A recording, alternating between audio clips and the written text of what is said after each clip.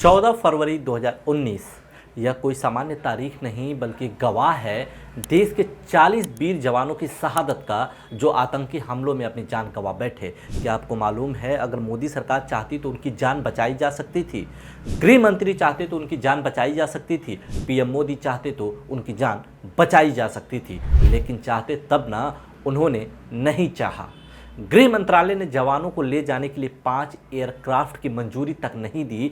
प्रधानमंत्री कुछ कदम उठाने की जगह सरकारी चूक को छुपाने में लगे हुए थे। कुछ ऐसी ही बड़ी और सनसनीखेज बातें तब के जम्मू कश्मीर के गवर्नर सत्यपाल मलिक ने द वायर को दिए एक इंटरव्यू में खुलासा किया है। कोई सामान्य आदमी इस तरह की बातें करता तो बड़े आसानी से उसे नकारा जा सकता था, लेकिन मोदी सरकार पर इस तरह का आरोप कोई और नहीं बल्कि उस समय के जम्मू कश्मीर के राज्यपाल और भाजपा के ही पूर्व नेता सत्यपाल मलिक कह रहे हैं। सत्यपाल मलिक का सीधा सीधा कहना है कि पुलवामा हमला इंडियन सिस्टम स्पेशली केंद्रीय रिजर्व पुलिस और गृह मंत्रालय की अक्षमता, लापरवाही और नाकामी का नतीजा था।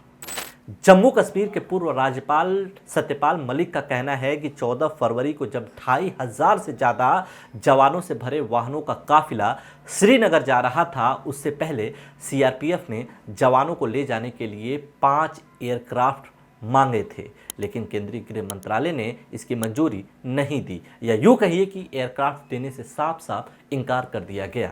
उस समय देश के गृह मंत्री कोई और नहीं बल्कि राजनाथ सिंह हुआ करते थे। सोचिए अगर उन्हें एयरक्राफ्ट दे दिया गया होता तो आज हमारे 40 जवान जिंदा होते।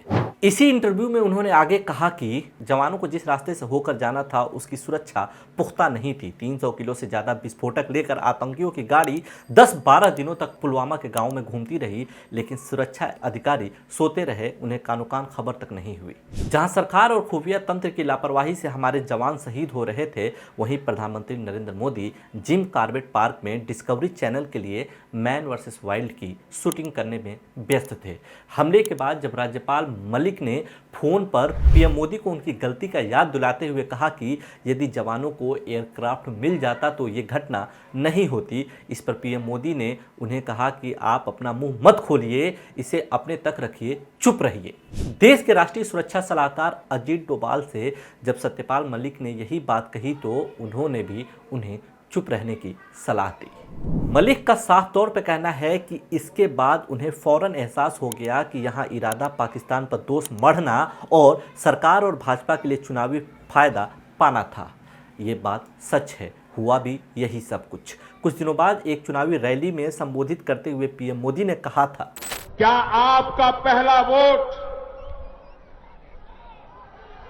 पाकिस्तान के बालाकोट में एयर स्ट्राइक करने वाले वीर जवानों के नाम समर्पित हो सकता है क्या?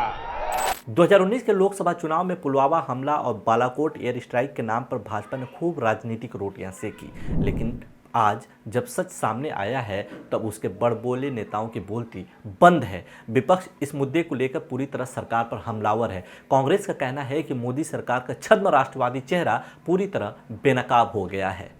राष्ट्रवाद के नाम पे भाजपा सालों से राजनीतिक रोटियां सेक रही हैं, लेकिन पुलवामा मामले में जिस तरह से उसकी भद्द पिटी है, देश की जनता के सामने उसके पूरे राष्ट्रवाद की राजनीति ही सवालों के घेरे में आ गई है। पुलवामा मामले को लेकर लोगों का सरकार से सवाल है कि जब प्रधानमंत्री मोदी खुद 8400 करोड़ रुपए के जहाज से घूमते हैं, फिर जवानों को एयरक्राफ्ट देने से इनकार क्यों किया गया? 300 किलो से ज़्यादा का विस्फोटक लेकर आतंकियों की गाड़ी 10-12 दिनों तक पुलवामा के गांवों में घूमती रही, खुफिया एजेंसियों की इसकी भनक क्यों नहीं लगी?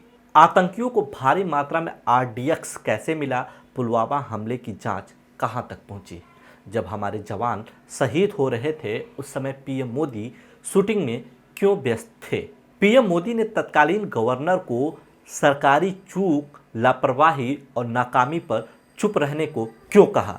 सवाल तो ऐसे और भी बहुत से हैं जिसका जवाब मोदी सरकार को जरूर देना चाहिए, क्योंकि यह देश की सुरक्षा और 40 जवानों की शहादत का सवाल है।